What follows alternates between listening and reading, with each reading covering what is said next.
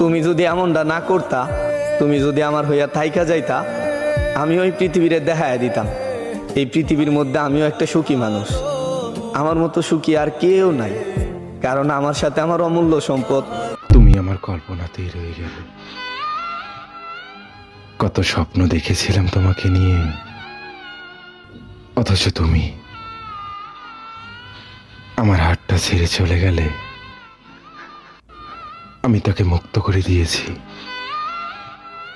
কারণ আমি তার চোখে আমার জন্য বিন্দু পরিমাণও ভালোবাসা দেখিনি। যতটুক দেখেছি শুধুই